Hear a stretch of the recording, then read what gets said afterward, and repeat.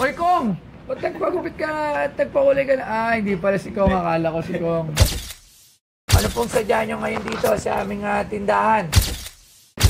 Lumang tao? Lumang itak.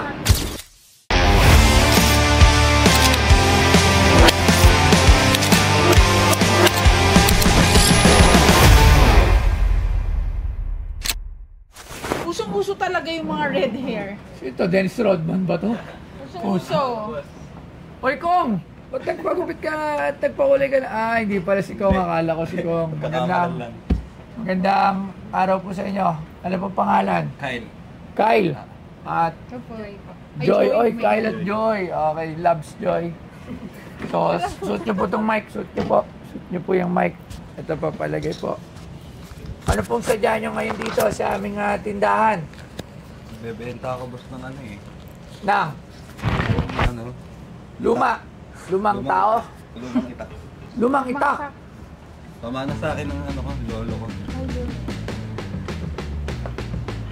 Bayonet mula sa Old French bayonet. Ngayon ay binabaybay na bayonet ay isang kutsilyo, punyal, espada o hugis-spike na sandata na idinisenyo upang i-mount sa dulo ng bariles ng rifle, carbine, musket o katulad na mahabang baril na nagpapahintulot sa baril na gagamitin bilang improvised na sibat sa malalapit na labanan. Ang termino ay nagmula sa bayan ng Bayonne sa timog kanluran ng France, kung saan ang mga bayonet ay sinasabing unang ginamit ng mga Basque noong ika-17 siglo. Mula sa unang bahagi ng ika-17 hanggang sa unang bahagi ng ika-20 siglo, ito ay isang infantry melee na sandata na ginagamit para sa parehong mga taktika na nakakasakit at o nagtatanggol, kadalasan kapag naniningil sa mga pormasyon ng masa o pag-atake ng human wave. Ngayon, ito ay kadalasang itinuturing na isang pantulong na sandata, kadalasang huling paraan at bihirang ginagamit kung ginagamit man lang, bagamat ito ay regular na ipinapakita para sa mga layuning pang-seremonya.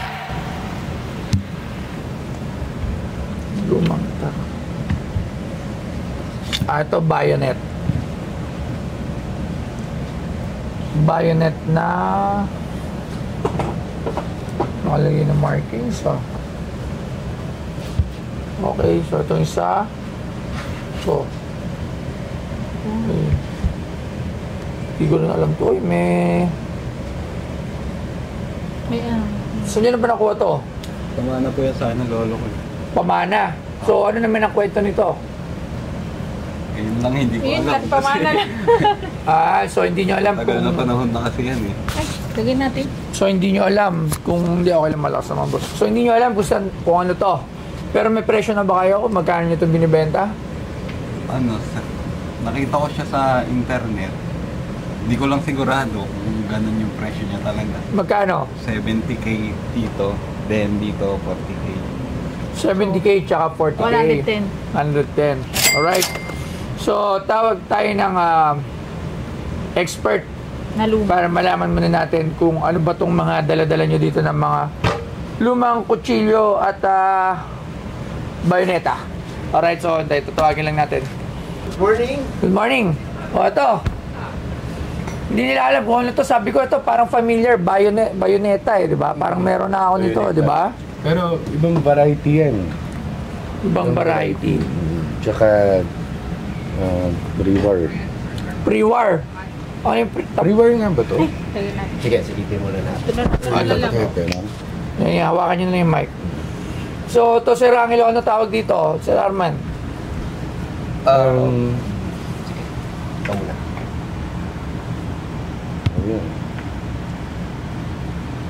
Ayan. Yan yung gamit ng mga Japanese, it's a Japanese bayonet. Oo nga, katulad dito yung mga nabili Japanese natin. bayonet. Tama nga ba? Familiar type to, no? Ano to? Doon natin nilagay. Based sa itsura niya, I would say ano to, pre-war. Pre-war. Oo. So, ano yung ibig sabihin pre-war? Bago mag-war? Bago mag- mag-World War II, which is 1939 to 1945. So, in Japan, gumagawa na sila ng mga armaments even before pa sila mag-start ng giyera. So, Alright. ito yung mga early na bayonet types na. Based Pwede dun din sa nagamit symbol niya. din nung panahon ng giyera kasi iyon yung mga unang ginawa nun. So, Alright. yun. Kaya rin napunta dito yun. most probably Nagamit. dinala ng mga Ginamit Hapon nila. during the invasion of the Philippines. Actually, sobrang dami nagbebenta ng mga bayonetang ganyan eh. Actually, ang dami nagbebenta niya sa online. Ang mumura yung iba. So, tingnan natin. So, it's a pre-war bayonet. Ito naman isa kasi medyo curious ako rito. Okay. May... Sige. Ito naman is a blade from Ilocos na ang tawag dito ay Sinan Kapitan. Sinan Kapitan. Oo. Na usually, gawa ito gawa sa Carabao horn. Oo, Carabao horn. Ang masasabi ko dito, based sa ano niya, itsura, no? So, I would parang say- tao. I would say parang tao, no? Sabi nga nila, ano yan, si Antonio Luna. Antonio Luna. General Luna. Antonio Luna. Si General Antonio Luna. Yung nakaraan na binili natin. Bumili ba? Ay, hindi natin nabili yun. Oo, yun. Pero, ano to, tingin ko hindi siya yan. So, siguro... Anong hindi siya? Hindi likeness ni Antonio Luna ito. So, naka-design lang siya as Antonio Luna, parang ganon? So, sino naman ang may mga gamit? Ano naman niya sa Ilocos? Binibenta as? Actually, hanggang ngayon, yung ganitong design is still, ginagawa pa rin, existing pa rin. Kahit yung mga bago nila, ganito Yung pa mga rin. bago nila, wala nang dito. Wala na to. Then, etong mga to, meron ng class dito, kaya tornilyo. So, I would say, old ito. How old? Pero probably hindi tatanda sa World War II. Hindi tatanda sa World War II. Post-war ito, tingin ko, post-war. Post-war, so anong year? Based ito dun sa mga aluminum na sidings. No?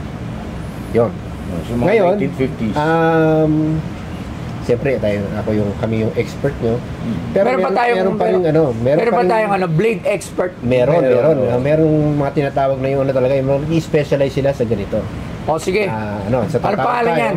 So ngayon tinawagan ko yung nag-expert din sa akin, nag-specialize specialist sa akin sa Dekada TV na page. Ang pangalan niya si Jack. Jack. Oo, si Jack. Tinawag ko na ngayon specifically para makapagbigay linaw dito kasi mas maalam siya dito. Okay, so tawagin natin si Sir Jack. Sir Jack! Akala ko Sir Jack na tropa ko, hindi pala. Iba yun. Iba pala yun, akala ko. Sir Jack. Yun. Magandang Gitarista. umaga. Saan po tugtog natin? Ano yung dala mo? Something related dun sa item na nandito ngayon. Okay, so sige, mamaya na yan. Ano ba to? Sige. Merong may... Evaluate muna natin yung nandito. Okay, first of all, ano yung eye-catching para sa akin? Okay, so, para sa akin ito. Bayoneta. Bayoneta ng Hapon. So, ano tong specific bayonet na to? Ito yung tinatawag na Type 30 bayonet, Japanese bayonet. Type 30 Japanese bayonet. Yes.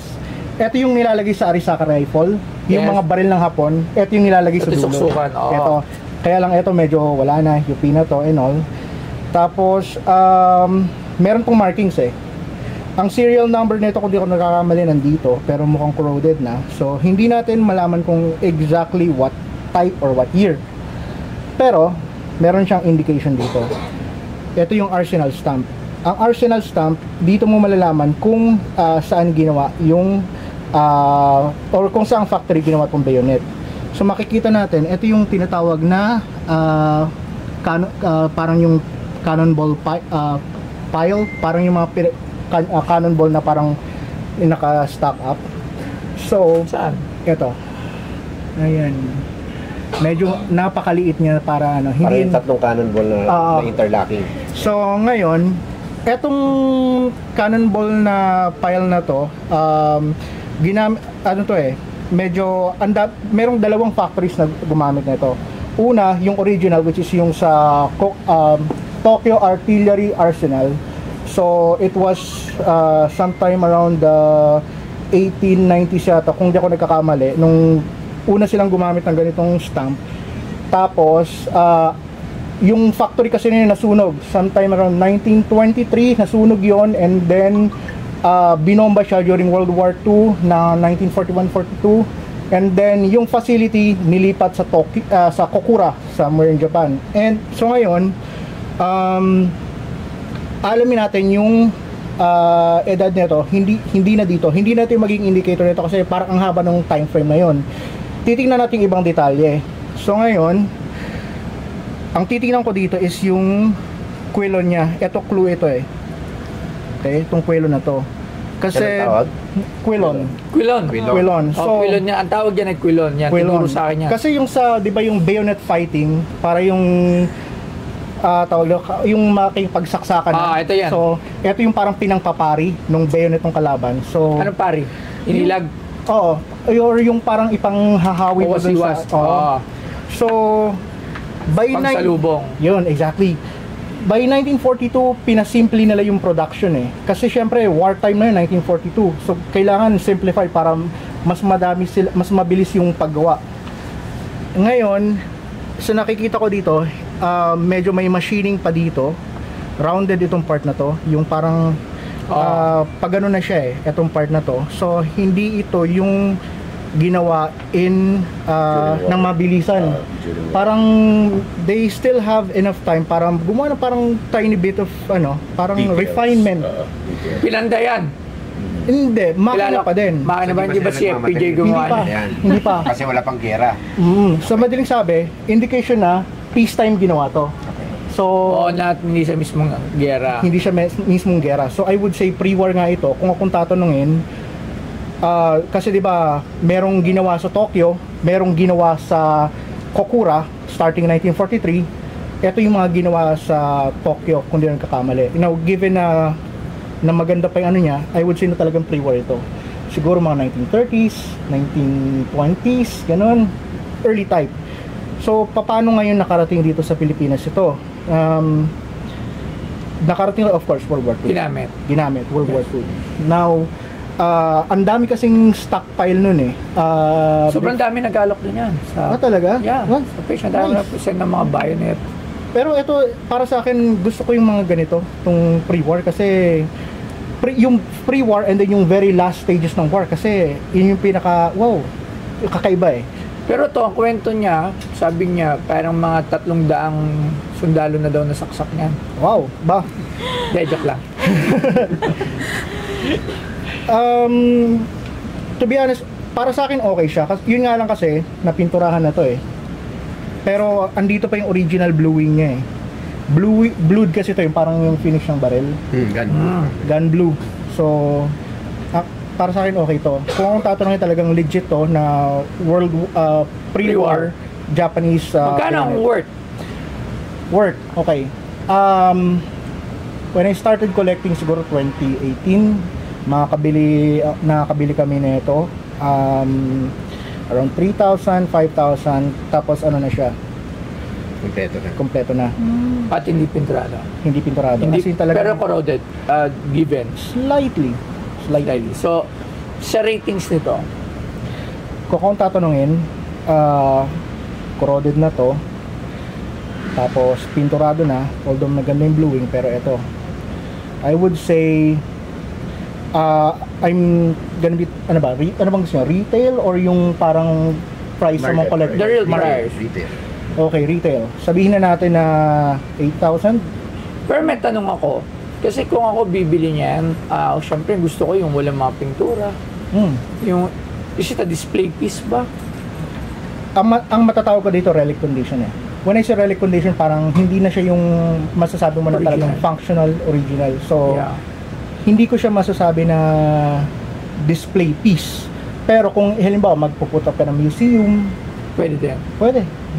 So yun, hindi nga lang siya yung masasabi mo na talagang premium na collector's item na talagang pag pinakita mo sa mga kano, parang siya, wow, that's awesome. No? Kasi nga, madami nang ginawa. Corroded. Kung tatanungin, etong piece na to, okay, hinasa na siya all throughout eh. Ang factory, yung kapag galing sa factory to, ang talim nito dito lang. Okay. Kasi syempre, ito lang naman yung working part ng bayonet eh. Pero yung mga Pilipino, basta nakita na ng blade, hasa lahat. So talagang hinasa na to hanggang dito. So, ano siya? Matatawag ko siya as talagang curio or relic. Ganun. Pero not in the sense na talagang ano siya, yun nga, yung premium na collector's item. So, ayun yung base ko dun sa price ko na yun. Alright, dito naman tayo sa isa. Okay. So itong Kapitan Talim. Ano ba?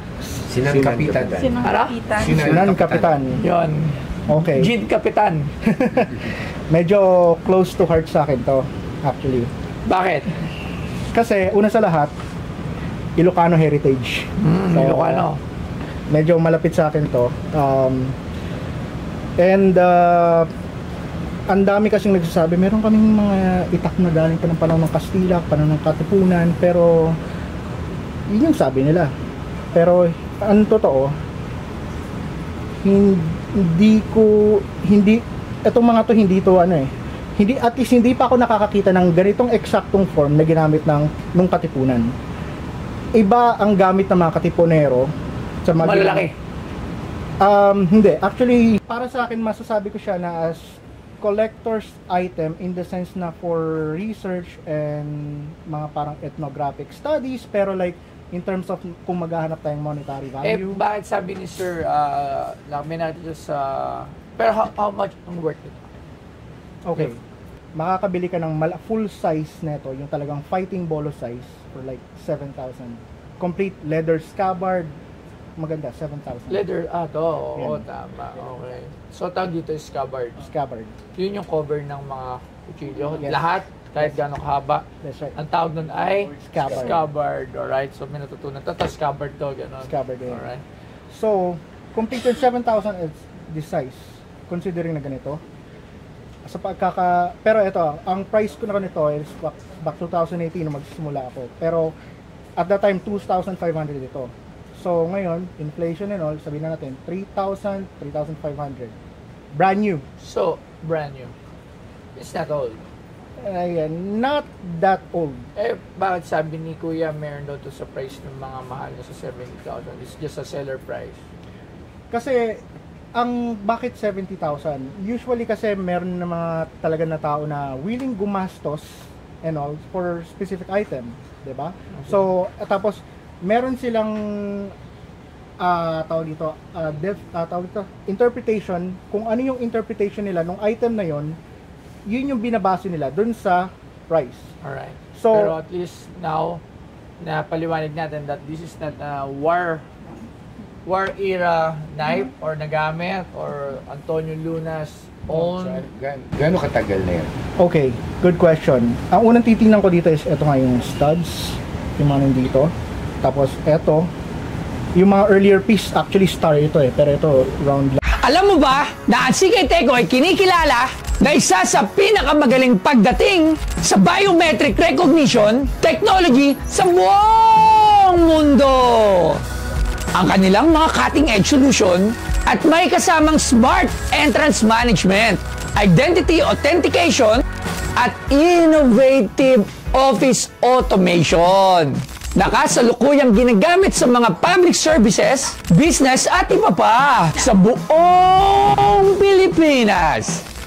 Sa CK Teco, walang kapantay ang safety na kaya nilang i-provide dahil sa kanilang top-notch security, convenience at efficiency. At mas mapapadali ang pagmamanage ng inyong security operation. Lagi niyo tatandaan na sa CK Teco ang future ng smart security dito sa Pilipinas. Lagi niyo tatandaan. Si Toy Tumamen. Geng geng. Parang siya, di ba? Parang and then eto may pako rito Etong pako na to, hindi siya mukhang aluminum pa to. Otherwise, kung steel ito, ganito na din dapat ang kulay niya, pero hindi, puti pa rin siya, so aluminum to. Pero sir, di ba yung mga luma, yung mga bago ng ganyan, wala siyang ganito, yung itong ganito. Well, parang yung mga bago niya yata. Actually, meron pa rin gumagawa ng ganito. Pero yun nga lang, more on special order sila sa Santa, Ilocos. So, meron pa rin ganito, pero special order. Ang ginagawa, ano lang naman to kung tutusin, this is just a brass bar, hammered, tapos shape ng konti, yan na. Ang mahal niyan, alam ko, gumawa yung gawa ni Panday. So, merong magical powers. Yeah. It's just an ordinary piece. Na old. old. I would say 1960s, 1950s. Okay. So eventually, pagtagal nito, hindi rin siya tataas din talaga yung price niya. Kasi it's nothing insignificant na... I would say kung ginamit yan siguro sa like, meron, kung mapapatunayan natin, for example lang, magamit yan ng, sabihin natin, yung sa labanan sa Cordillera, sa mga NPA, may kwento siya, taas ang value.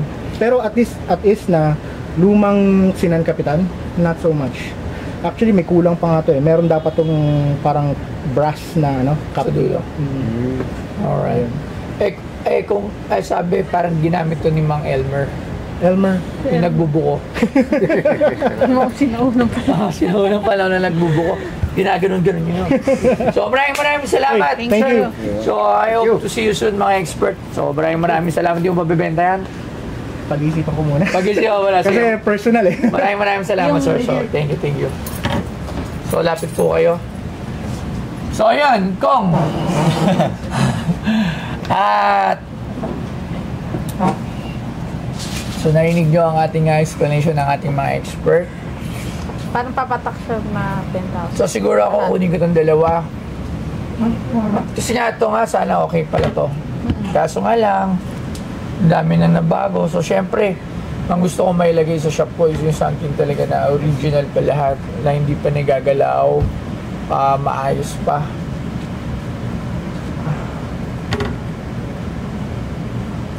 Siguro kung bibilin ko itong dalawa na to,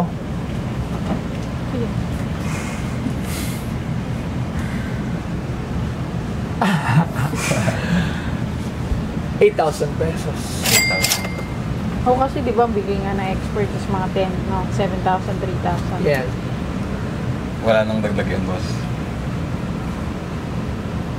8,000 na lang. Kasi actually, nagbigay lang ako ng price pero I'm not eager to have this on my shop.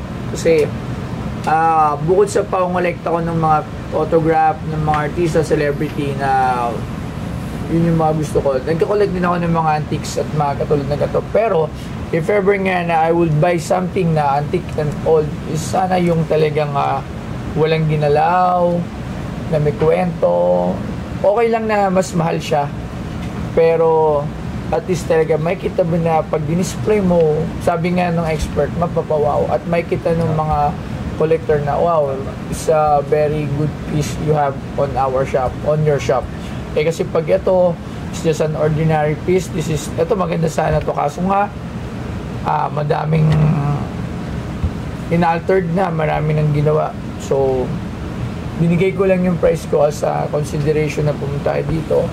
If you wanted to sell it for ₱8,000, and that's it. But if not, I'm good na hindi ito mabili. Kasi nga,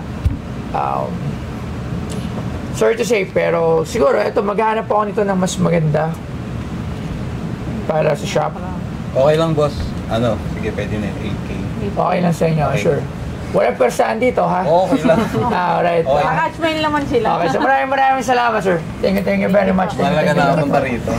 Salamat po. Thank you po. So, doon na lang po sa office at magbabayar na lang po tayo. Oh, Thank you. boss, okay lang magpa-shoutout ako O, sige.